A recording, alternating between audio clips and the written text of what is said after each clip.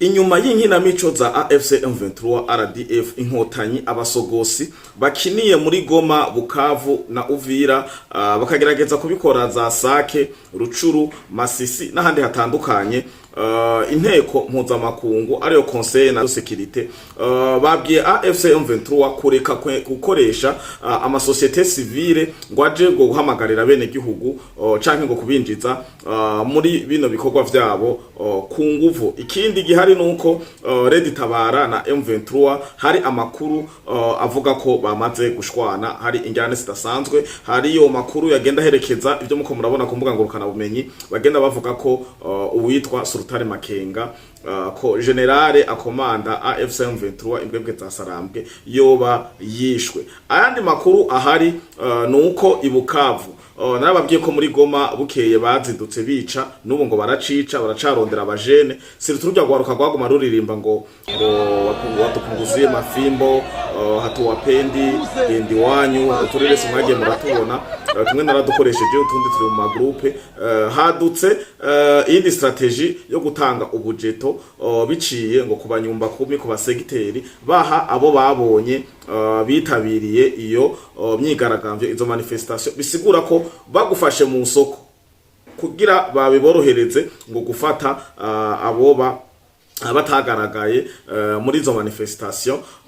Babahaye utwo tuntu tutujeto nitwo turiko turatangwa ku muntu babona ko yitabiriye imyigaragambyo. Bisigura ko karanga muntu muri no minsi giye kuba ako kajeto ka AFC M23 utagafise egare igihano ca AFC M23 namanaye babwiye nukwica. Ayandi makuru ahari nuko Bukavu nyene bariko barandikisha amafiche d'adhesion surtout abaganga mu gisata c'amagara y'abantu barimwe ngo ntibariko baratonda, abandi bariko barigwaza, abandi nabo bariko barakubakugwa bakubitwa kugira ngo basinye fiche d'adhesion ngo yerekana ko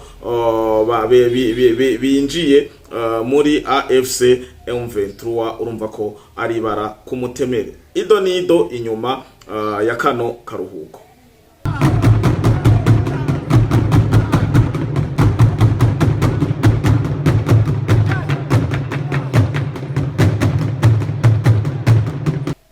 Ndabaramukije bakunzi ba Flay Podcast TV, mwiriwe na mwaramutse bivanye umwe wese aho aherereye. Ndizera ko mwaramutse amahoro kuri no munsi wa gatatu igenekezo rya 24 aho buca ari Noel. Uno munsi amashengero menshi ya gikirisu aragaza ko afise ibyo bita réveillon, aho baza kugira amakesha agana canke abaganisha mu bukerera bw'umunsi mukuru wiyibuka givuka Yesu Kristo kuba kirisu, ariyo Noeli iba igenekezo rya 25 buri mwaka. Bimeze gute rero? Ndabifurije Noeli nziza mu miryango yanyu umwe wese aho aherereye, surtout kuba yemera.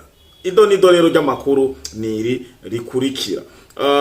Muri Sake nko nababwiye, Sake na Masisi bateguye barakoze imyigaragambyo aho mubona abene gihugu bariye umutima amenyo bamera nk'abibukavu na bamwe bigoma. Mwabona bafite amapankarte yanditse ko Rwanda is killing, n'ayandi mapankarte agenda atandukanye, we don't ntidukeneye M23 ngaha, turicwa turagira ukuna kuriya. Bakoze ibinyuranye n'ivyari vyategekanijwe n'izi mbwebwe za Sarambwe RDF inkotanyi za Paul Kagame. Sake haragaragaye utureresi twinshi tugenda dutandukanye, harimwo abajene, abana bakiri bato, abakuze, ariko reka mu nkundire kubera twumvikanye umwanya nkoreshe imwe muri resi canke zibiri bivanye no ku mwanya utworohereza, tugaragaze ko vyifashe muri Sake ukungene vyagenze, aho habaye utureresi twagenda turagaragara, aho bavuga ati bagwanya AFC M23 babwira ati ntitubakeneye, n'ibindi byinshi bigenda bitandukanye. Tubanze twifashishe kano kareresi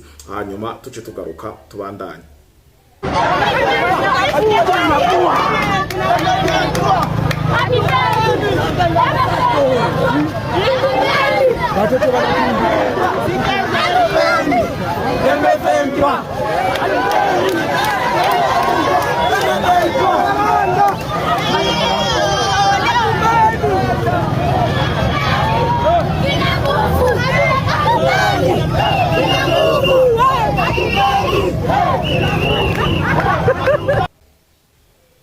Yes, ndibaza ko muhejeje kwibonera kano kareresi naho ari tugufi nuko ni message murabona ko atari intelligence artificielle.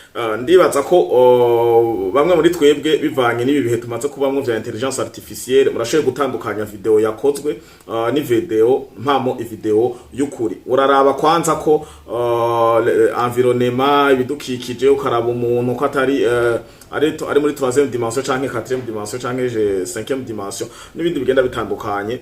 Ndizera neza ko iyi video mubona ko ari ukuri. Tugende rero hagati y'injyane za Red Tabara. Red Tabara murabizi numuhari w'inyeshamba, inkozi z'ibibi, abasuma, abasogosi nyene, abajenosidere bavukiye hariya hakurya ya Kanyaru mu gihugu kibanyi c'u Rwanda. Ibi biremezwa n'uruhande rw'u Rwanda, bikemezwa n'uruhande rw'i Burundi. Aba bamwe rero baninjijwe muri M23 nk'aba M23 nyene, bamwe ku bushake bwabo, abandi ku gahato. Twagiye turabaha inkuru tubabwira ko amakambi menshi y'u Rwanda ata muntu afise imbaraga nk'izi ziwanje canke umuntu yoba kiritera karisama yagumijwe mwikambi.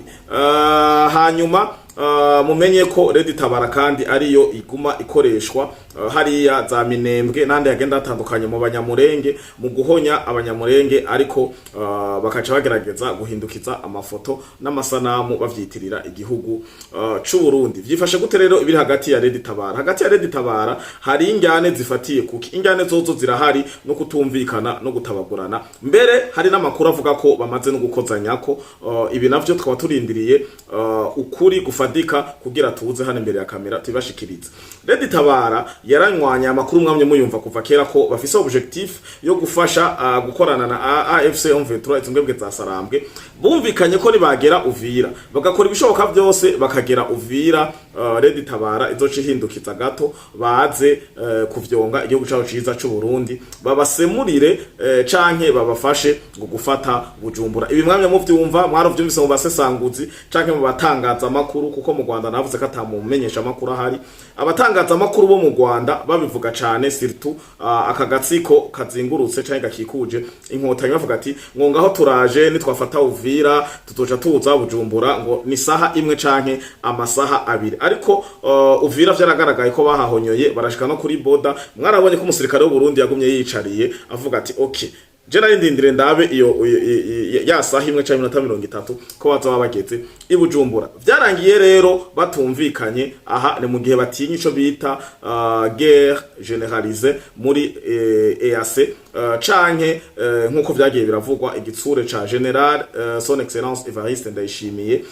Kandi bakaba bazi neza ko u Burundi ntibuvogerwa, bakaba bazi neza ko u Burundi bwipanze, u Burundi bwihoreye, u Burundi ntibutegwa ntibutera, u Burundi burivuna. Ibi byose baricaye hasi barashishoza. Paul Kagame, Makenga, ba Corneille Nanga abandi benshi bagenda batandukanye baravuga ati bino bintu tuzobitamwo agahanga, twashe kubisigamwo ubuzima kandi twashe gufutanganya igihugu c'u Rwanda mu masegonde make. Kugakosa gusa gatoyi turashe gusiga igihugu c'u Rwanda kimwe tuguma duhayagiza cabaye umuyonga. Baca barahindukira babwira aba bago Defranio Mbare n'abandi bamukikuje bafise inyota nyinshi. Mwaravyumvise mu audio ya Baroza, mwaravyumvise mu audio ya Pacifique, ejo mwarabonye amasanamu ya Alexis Nduhije, naho nyene ndaza ndamuvugeko. Ariko reka mbanze ndababwira ukungene vyagenze kuri M23. M23 cibabwira ati ntidushaka intambara y'akarere, objectif yacu ni Kongo, ni kubalkanizana ya Empire Hima, kandi ni process.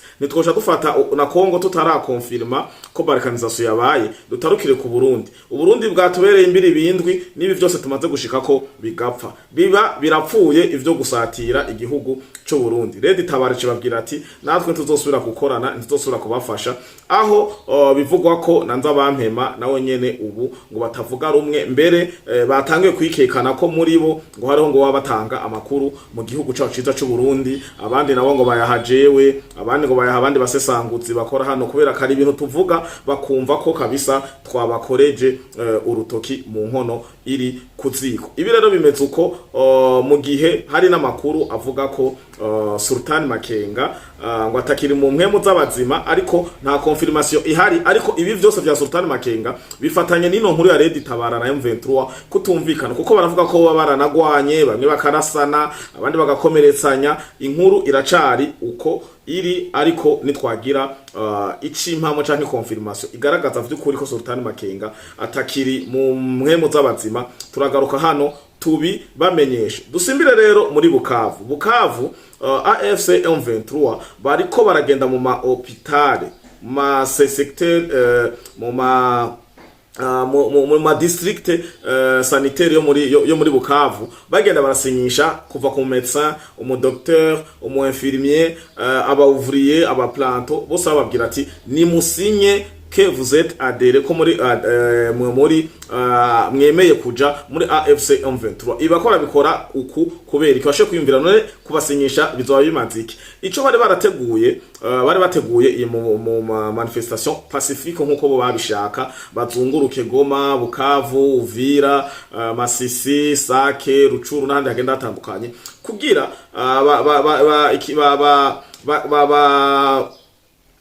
bakontorore l'opinion internationale, bagaragaza bavuga ati kandi ibi nayo babwiye ko biri niyo nimwe mu nzira zo kubarkaniza igihugu.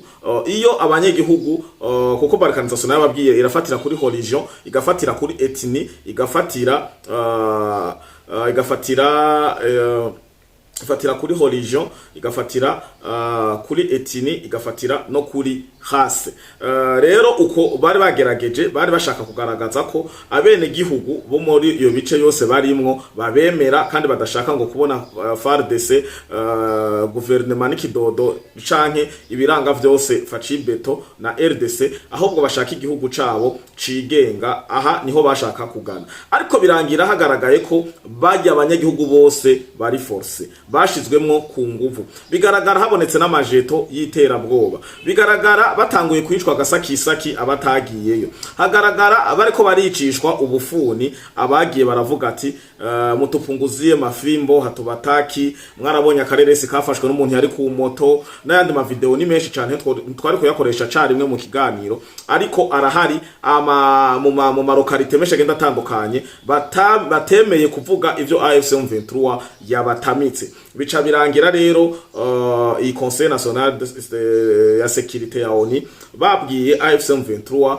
reka guforce de société civile, kuko bariko baritwaza ama société civile n'abandi benshi bari muri gouvernement ya Congo kubw'ubwoba, kuko bose ugiye kubayagisha en privé bakubwira ati nubwo adotinya kwicwa. Kandi muri uno mwanya mu gihe AFC M23 aribo bari hano dutegerezwa ko execute ivyo bavutse, kandi nivyo ntako bari bugire mu gihe basugerejwe imbunda ziri hejuru, inkoho n'ibindi vyinshi bigenda bitandukanye. Nuko biri rero ngo bashaka ubu babutuzisha amafishe, surtout abantu baciye ku ntebe y'ishure bavuga ati none muri ndamubona buzuza amafishe kandi buzuza de vrai no, ibiba biri kuri ID ama identité yabo nivyo buzuza kuri ayo mafishe, naho uwo muntu bo murondera basanga ariho. Umva izose ni strategy bako barakoresha, ariko nta muntu umwe arabona ko atari ibikorwa biri force no guhinahina bahinamira ubusa. Ukuri ko biri rero niko muri no mwanya vyifashe kuri no munsi wa gatatu igenekezo rya 2024 ukwezi kwa 12 umwaka wa 2025. Amakuru ya Uvira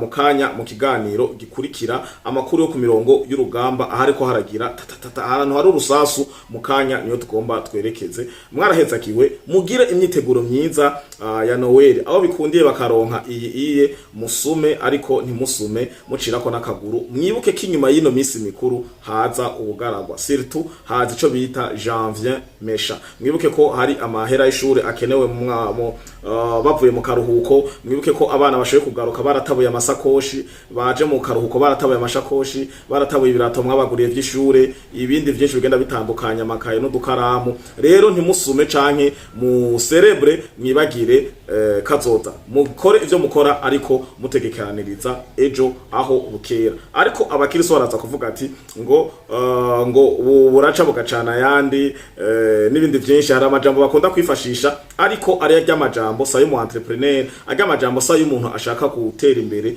kuko ujya ugahereza ko ukibagira gutegekanyiriza kazoza waribarutse abuzukuru n'inzukuruza uba sinumva uba gusa numva ko bitoroshe, ariko ndizera neza ko mutari mu bikore. Hama mwarahezagiwe, mugire Noel nziza.